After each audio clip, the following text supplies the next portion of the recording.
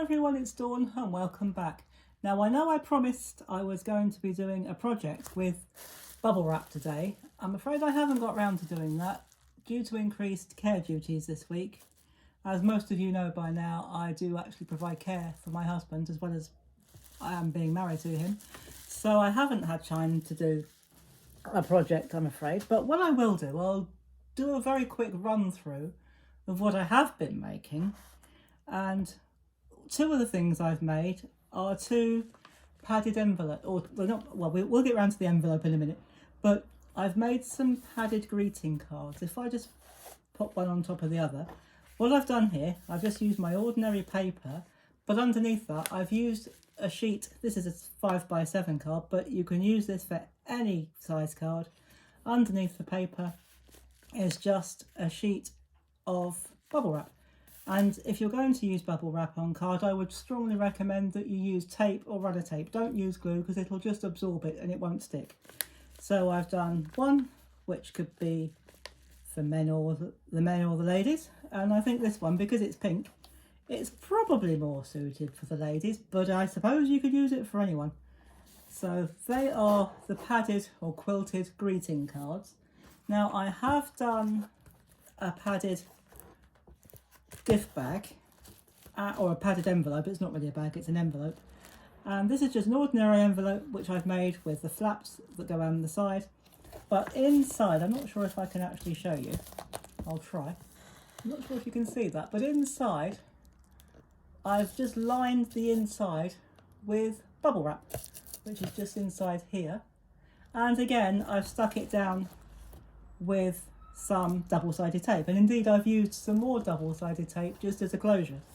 So once you if you're making a card with some embellishments on it which are too thick to go into a standard envelope, but you don't necessarily want to make a box, what you can do is you can make a padded envelope and just pop it inside. You can decorate the front if you want to, or if you make your items to sell, you can put, especially if you've got a business, you can make these in your brand colours and put your logo on here.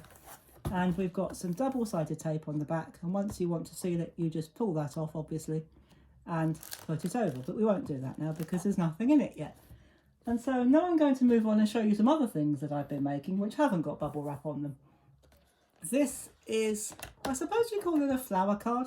Some people call it a dahlia card. Some people incorrectly pronounce it dahlia, but it's actually dahlia because it represents the flower dahlia. And just very, very quickly, it's so simple to make this, you won't really need a demonstration, but I'll give you a quick run through.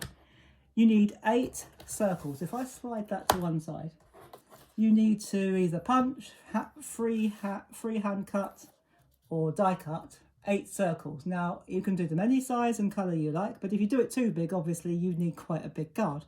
This is an A5 card, and what you do is you fold it in half. Each piece you fold in half, then you fold it in half again, only this time you do it straight, and then you unfold it, and on 2 of those you just fold down the top edges, but keep your folds within those 2 crease lines there, those fold lines there.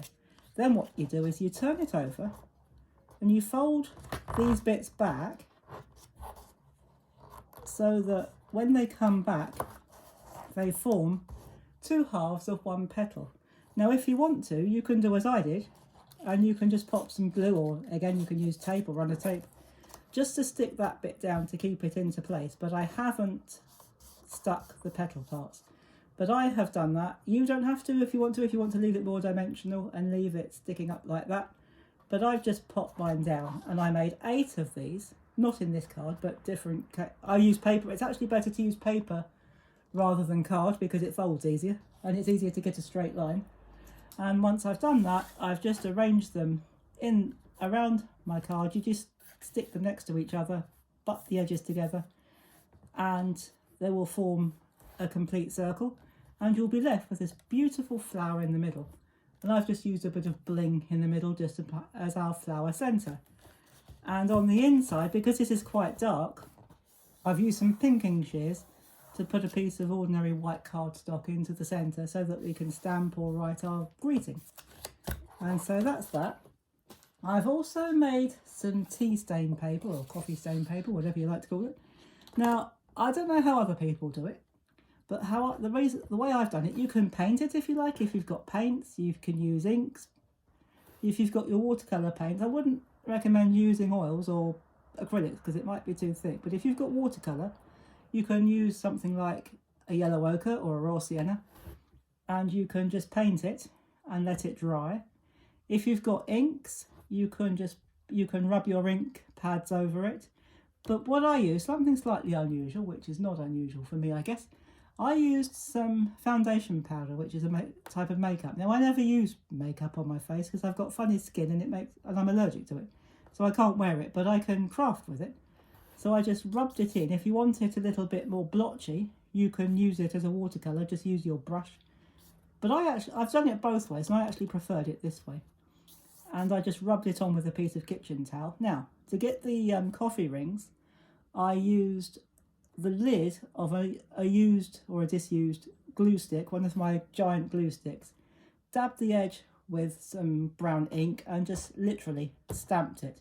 I stamped it twice and then re-inked it, so you've got different, they're not all the same tone. Some are slightly faded, some are more recent coffee stains or tea stains. So that is my tea or coffee stain paper. And the last thing I've made, which I was going to do a demonstration of, but again, because of care duties, I'm afraid I haven't got around to doing it, but I will eventually. And that is, I've made a caddy for all of my, or some of my, or my favourite adhesives. So I've got my red runner tapes in here, I've got my smaller glue sticks in here, and I've got my foam tape and my double-sided tape. Now, I made this with mount board and stuck it together, and I covered it with wrapping paper. Actually, this is a shiny wrapping paper. Now, if I can tilt this to one side without tipping everything out, it'll be nothing short of a miracle. So on the sides, I have just put some embellishments. These are just some sunflower felt embellishments, which I got out of my stash. I haven't put anything on the back, but I've just put these on there. This is some beautiful pearl trim, which I had left over from a shop which is sadly closed down now, so we can't get any more. Well, not yet anyway. Well, you can online, but not locally, not where I live anyway. And so I've just used some hot glue, and I've used hot glue for that as well, and put that all the way around. And on the two ends, because I love my sunflowers, as I'm sure some of you will know, I've hot glued a sunflower to both ends. So there is my adhesives caddy. So there we go. I doubt very much whether I'll be able to get everything in. That's just about it for what I've done.